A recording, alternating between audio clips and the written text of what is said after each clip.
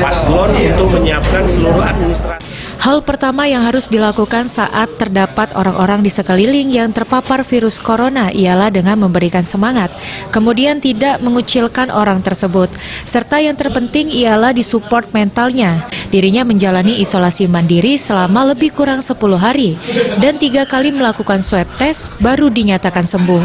Virus corona itu sendiri memang ada dan nyata di kehidupan, sehingga masyarakat tidak boleh mengabaikan anjuran pemerintah terkait protokol kesehatan seperti menggunakan masker, rajin mencuci tangan, menjaga jarak, menghindari kerumunan, dan menjaga kesehatan tubuh.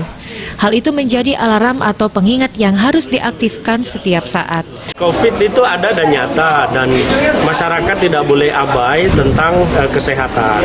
Apa yang telah dibuat oleh pemerintah tentang penerapan protokol masker, kemudian selalu mencuci tangan, menjaga jarak, itu adalah alarm yang harus kita aktifkan setiap saat. Nah, yang pertama harus kita lakukan adalah membangkitkan semangat baik yang terpapar maupun yang tidak terpapar. Tidak boleh dikucilkan, kemudian harus disupport mentalnya. Kenapa? Karena yang bahaya dari COVID ini adalah pemahaman awam yang salah, seolah-olah COVID ini langsung membunuh. Padahal COVID ini dia menjadi pemantik penyakit bawaannya. Hal pertama yang harus dilakukan saat terdapat orang-orang di sekeliling yang terpapar virus corona ialah dengan memberikan semangat, kemudian tidak mengucilkan orang tersebut, serta yang terpenting ialah disupport mentalnya.